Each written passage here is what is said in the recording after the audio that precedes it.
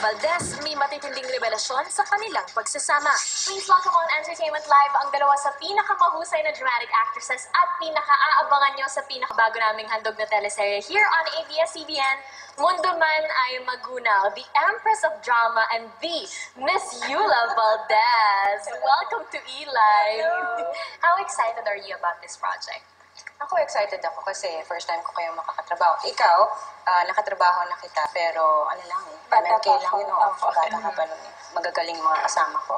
At saka, pangalawang teleserye ulit sa ABS after ilang years na nawala.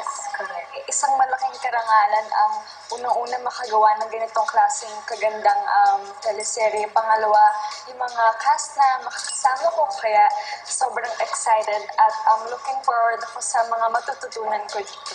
Mapunta na tayo sa ikagugunaw ng ating mundo. Let's talk about family. Let's start with you, Empress. Laging pag ikaw tinatanong ko ang ikagugunaw ng mundo mo, you always refer to your family. Bakit? Kasi simula pagkabata ko hanggang ngayon, iba talaga yung closeness namin.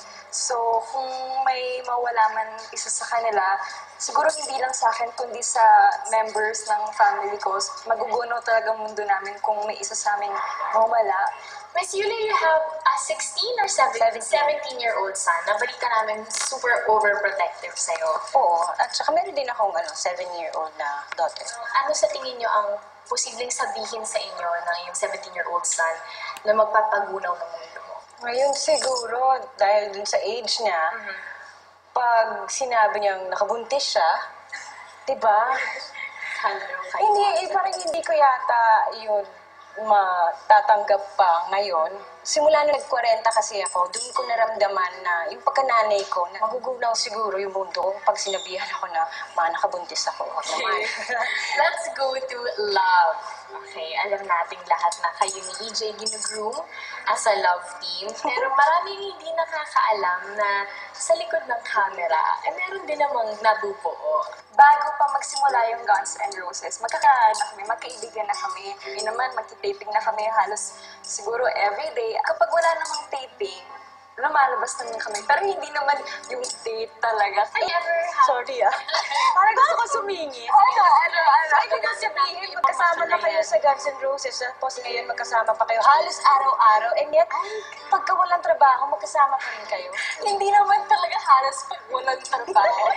Si Miss Yula kilala siya as one of the sexiest and hottest, kumbaga, female serious actresses. Well, ang sabi you have a very conservative partner. Ano naman ang reaction niya na, syempre hindi may iwasan na merong talagang nakaka-appreciate ng iyong beauty and your appeal. Pag ito nga nakita niya medyo lumalabas-labas, may violent reaction na. Hindi naman, pero ganun siya konserbatibo. Okay, let's go to career. Si Empress matanong ko lang, handa ka na ba talaga sa mga nakapagunaw mundong kissing scenes? Ay! Nagkunaw mundo ko na. So, anong pakiramdam mo na this is your moment? Ayan nga, masaya. Syempre, at kung pag-uusapan naman yung sa aming dalawa ni EJ, masaya din kasi at least hindi ko na kailangan makipag-adjust sa makakasama ko kasi si EJ na yun eh. Well, we are all very excited sa pag-deliver ng Mundo Man ay Magunaw. Please invite everyone to watch. Ayan po mga kapamilya, malapit na po sa January 30 po sa Kapamilya Gold. Ang Mundo Man ay Magunaw. Sana ho, supportahan po ninyo. Yes, ang January 30th na po. Mundo Man ay Magunaw. Kasama po namin si Miss Nikki Hill, si Empress, at marami pa po iba.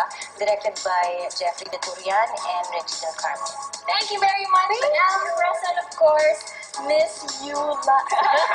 Thank you very much.